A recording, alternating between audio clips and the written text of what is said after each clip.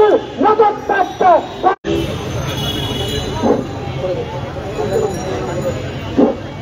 এখন আপনাদের সামনে বক্তব্য রাখবেন জনতার অধিকার পার্টির সম্মানিত চেয়ারম্যান জনাব তারিকুল ইসলাম ভূঁইয়া।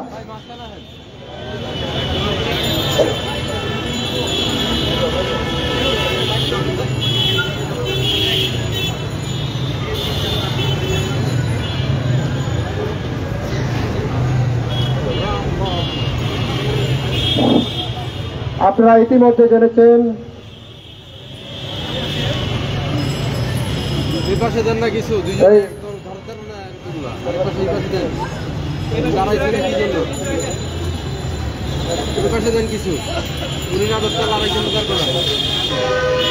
এবার মাথাটা লাগান।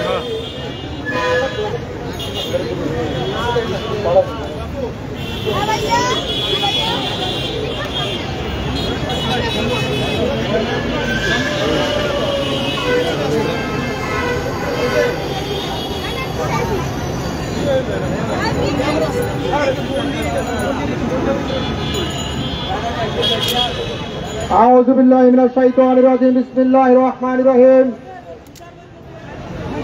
প্রিয় সাংবাদিক ভাই ও বোনেরা, আপনারা নিশ্চয় অবগত আছেন 24 গণ অভ্যুত্থানের পর স্বৈরাচারী শেখ হাসিনাকে ছাত্র জনতা থেকে শুরু করে সকল শ্রেণী পেশার মানুষ গণ অভ্যুত্থানের মাধ্যমে তার স্বামীর বাড়িতে পাঠিয়ে দেওয়া হয়েছে। আর সেই 10 মাস পরে তার লালিত সন্তানেরা আবার রাজপথে জাগ্রত হয়েছে, আম্মার জন্য কান্না করছে। কখনো ছাত্রলীগের ব্যানারে আসছেন, কখনো আনসার লীগের ব্যানারে আসছেন, কখনো মাঝভান্ডারির ব্যানারে আসছেন, কখনো আসছেন যে নিরপেক্ষ সরকারের নির্বাচনের মাধ্যমে বাংলাদেশের মাটিতে ওই প্যাসেজ শেখ হাসিনার জায়গা আর হবে না।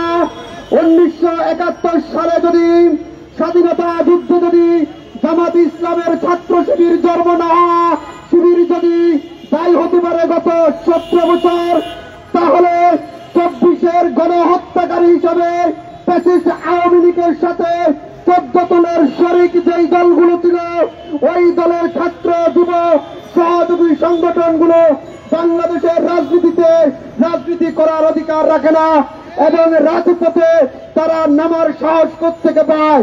আমার মনে হয় এরা রাজনীতি করতে এসেছে এবং এদেরকে বর্তমান অন্তর্বর্তীকালীন সরকারের উপদেষ্টা যারা আছেন, কিছু কিছু উপদেষ্টা তাদেরকে সহযোগিতা করছেন। না হলে তাদের কলিজা এত বড় কিভাবে হয়েছে তারা রাজপথে নামার সাহস পায়, যেখানে 85% মানুষ তাদের বিরুদ্ধে অবস্থান করছে, সেখানে তারা সাহস থেকে পায়।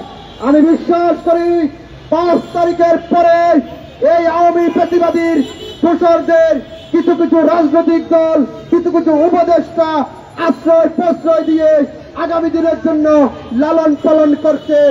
এদেরকে যদি এখনই প্রতিহত না করা হয় তাহলে বাংলাদেশের রাজনীতির জন্য ভয়ঙ্কর এক রূপ ধারণ করবে।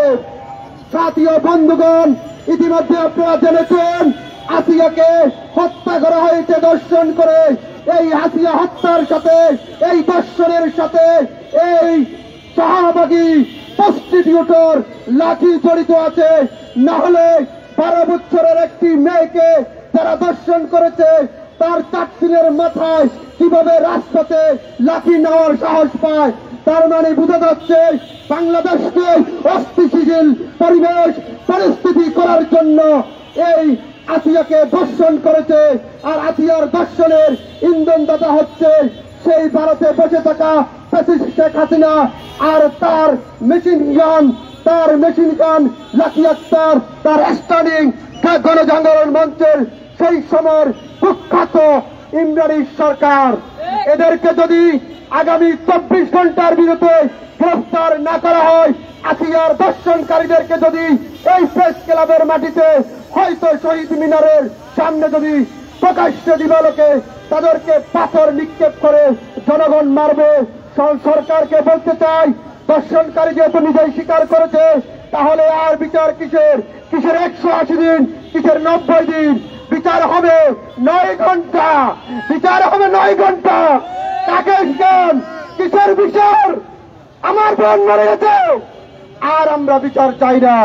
আমাদের বিচার জনগণ করবে, ওদের বিচার আমাদের হাতে তুলে দেন, আমরা বিচার করব। কারণ আমার বোন মরল কেন, প্রশাসন আর জবাব চাই না, জবাব চাই সেই দর্শনকারীকে আমাদের হাতে তুলে দিন, আমরা বিচার করব। জনগণ বিচার করবে। জনগণ যেহেতু ক্ষমতার দায়িত্ব নিয়েছে, জনগণ যেহেতু 17 বছরের প্যাসিস্টকে বিদায় করেছে, জনগণ এটিও করতে পারবে। সাথী ও বন্ধুগণ, পরিশেষে এতটুকু বলি, এই সমস্ত ঘটনার সাথে সরকারের কিছু কিছু উপদেষ্টার ইন্ধন রয়েছে এবং আগামী 24 ঘন্টার ভিতরে আতিয়া ধর্ষণকারী হত্যাকারীদের বাংলার মাটিতে বিচার না করা হলে প্রধান উপদেষ্টার পদত্যাগের দাবিতে, স্বরাষ্ট্র উপদেষ্টার পদত্যাগের দাবিতে প্রয়োজনে বিপ্লবী ছাত্র জনতা, এই জনতার অধিকার পার্টি থেকে শুরু করে সমস্ত রিক্সা শ্রমিক যারা যুদ্ধ করে সংগ্রাম করে 5 আগস্টের গণঅভ্যুত্থান ঘটিয়েছে, প্রয়োজনে আরো একটি বড় অভ্যুত্থান হবে আসিয়ার দর্শনকারীদের বিচারের দাবিতে। সাথী ও বন্ধুগণ, আমরা একটি ছোট্ট মিছিল করব, প্রয়োজনে শাহবাগে দিব। আসিয়া হত্যার বিচার চাই, বলুন বিচার চাই, বিচার চাই, আসিয়া হত্যার বিচার চাই, বিচার চাই, বিচার চাই, আসিয়া হত্যার বিচার চাই।